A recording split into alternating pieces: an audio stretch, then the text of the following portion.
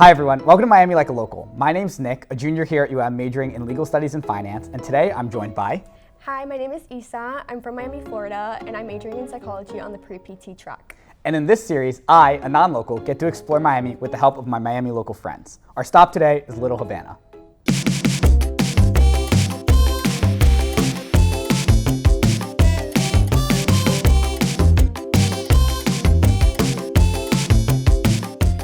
So let's start off with a little bit of history about Little Havana for people who aren't familiar with how it got its name or kind of what it is.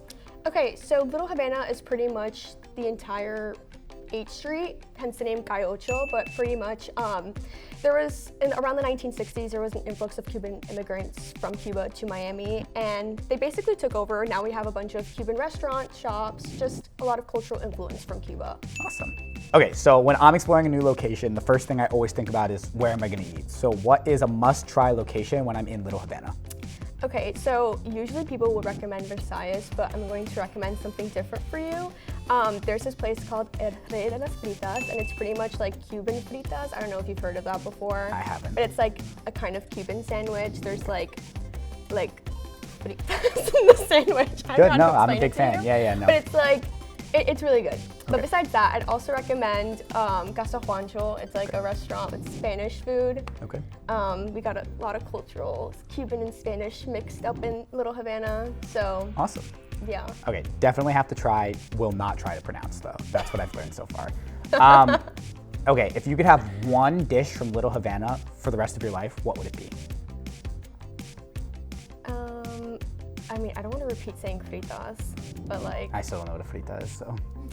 how do I explain it? Like, I was gonna say like fries, but Papas like, fritas? I know. yeah, it's like fries, and then there's meat and cheese and a sauce like in a sandwich. Okay. Nailed that, huh? Got that clip. Can we clip that in there, like edit it later? Clip it, chat. Tuesday. No, it's not this. Okay. Is it picadillo? No. Is it picadillo meat? Okay, yeah. So for you, it's ground beef. Wait, do Portuguese people have picadillo too? Okay. All right. Damn. What is something that I would see in Little Havana that I would not see anywhere else in Miami? There's this thing called like the Domino Park, or pretty much, usually elderly people, but like people go there just to play dominoes. It's a very big thing in Cuban culture to play dominoes with like your family and stuff like that. So there's like a whole park pretty much designated to playing dominoes. Do you think you're good at dominoes? Absolutely not. I haven't figured it out either. I've always used to make those little lines where you push them down and they all tip over, and I'm guessing that's not what they do in Domino Park. That's not how that works, apparently. Okay, good to know. Good to Yeah. know. After I've enjoyed my meal in Little Havana, I need a sweet treat. Where am I going? Okay, so there's two places I would recommend. So first, there's Azúcar, and it's just an ice cream place. That means sugar. Great. Yes. There you But it's just an ice cream place, but it's really great ice cream. I'd also recommend Palacio de los Jugos. It's like a Cuban buffet. You can go there to get food, but obviously also juices.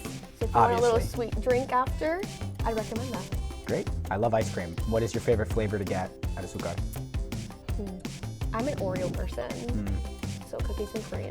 There you go. Yeah. What about you? Well, I've never been. So. No, but like your favorite ice cream flavor. Something I'm really into right now is Cuban coffee now that I'm in Miami. So if I'm gonna have Cuban coffee, I would assume Little Havana is the place to go. So where do I get my coffee fix while I'm in Little Havana? Okay, you could pretty much go anywhere in Little Havana, but pretty much what Miami people do would just go up to like a ventanita and ask for colada, which is just concentrated sugar with coffee, and that'll set you up for the whole day. Perfect. Definitely gonna have to try it. So my last question for you is, if you could give one piece of advice to a non-local like myself about thriving or exploring Miami in general, what would it be? Okay, I would say to keep an open mind when you're coming here and try to get to know the lingo. Like I would say must-haves to know is like croquetas, empanadas, if you're going to a bakery. Yeah, I think the bakery is the most important part because like I care the most about food, so. Awesome.